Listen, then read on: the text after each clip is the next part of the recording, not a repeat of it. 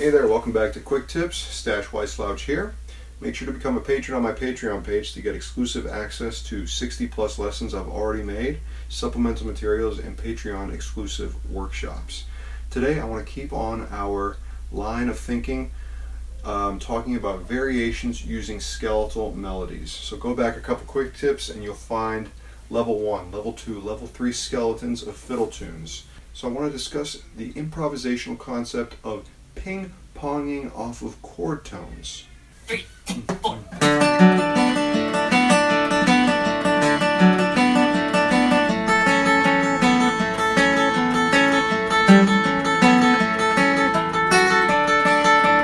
Okay, so the concept here is we have our level 1 skeleton played exclusively as quarter notes, and then we fill in the spaces, the eighth notes in between, with a corresponding chord tone. So let's take the first two bars, the level 1 skeleton. 1, 2, 3, 4.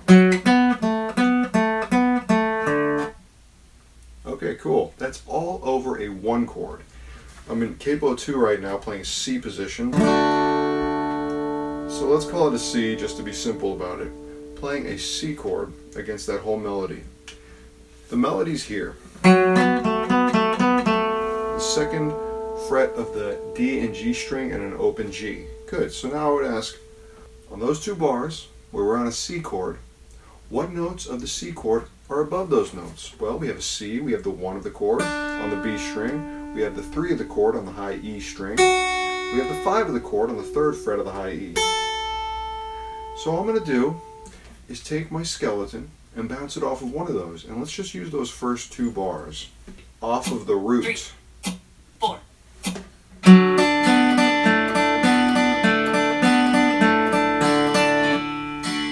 Okay, cool. Let's try the exact same block, but now doing it off of the 3rd, the high E.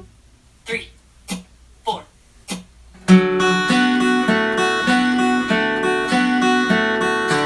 Lastly, let's do it off the 5th, up on the 3rd fret of the E string. 3, 4.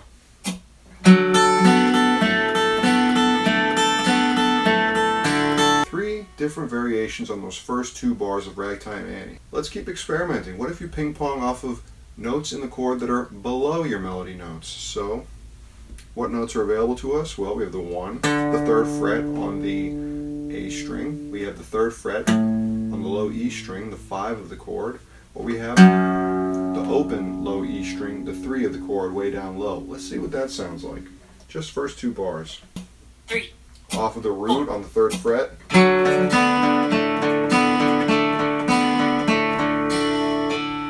1. Let's bounce it off the low E string, 3rd fret. 4.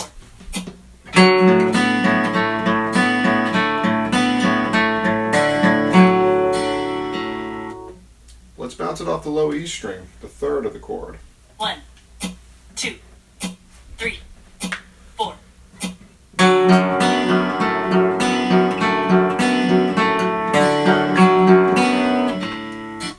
Alright, so right there, between the low ping pong notes and the high, we have 6 independent variations. This is how I would practice this. Just see what's available to you on maybe just 2 bars of a fiddle tune. We're deep in the Ragtime Annie mode, so that's what we're using. But just take it piecemeal. Don't try to do it over the whole A part. Just see what happens on little chunks, little fragments. Over the course of time, you do this over a few tunes for a long period of time, these things will get into your muscle memory and they'll really start appearing at higher, more realistic speeds. But in the meantime, enjoy the slow meditative process of just seeing what the options are. Now, of course, you can start to combine. So once you get kind of comfortable maybe with all 3 that are above in those 2 bars, you can start kind of loosely combining them. Sometimes I'll bounce the melody off the root. Sometimes I'll bounce the melody off the 5th, 3rd fret of the high E string. 4.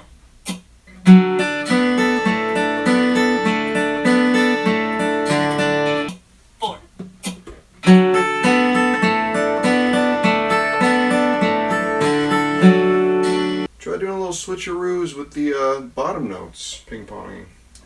2, 3, 4.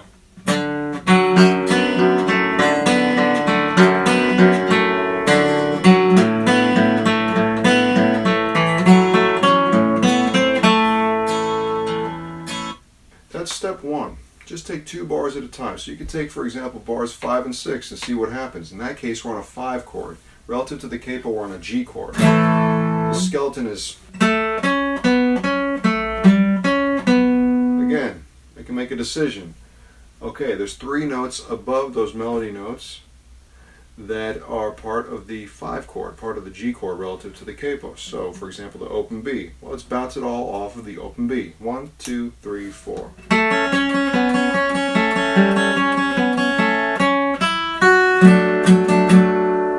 Nice. Bounce it all off the 3rd fret of the B string, the 5th of the 5 chord. 1, 2, 3, 4.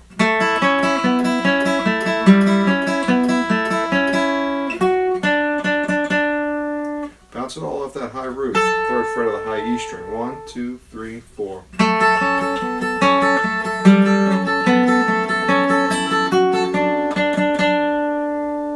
Cool, I'm going a little bit beyond just bars 5 and 6, but you get the point. Do this loosely at extremely slow and relaxed tempos, just to explore the possibilities. At worst, you get much more comfortable with the tune. At best, you find some really new, cool variations without necessarily planning everything really far in advance, but being able to do it kind of on the spot in an improvisational way, because you do want to do this so slow that you can kind of think it through in the moment without necessarily having to do it by rote, by looking at a sheet of tab, for example. Thank you so much for checking this out. Hope you subscribe to the YouTube channel, share with your friends, subscribe to my Patreon. We'll see you next time.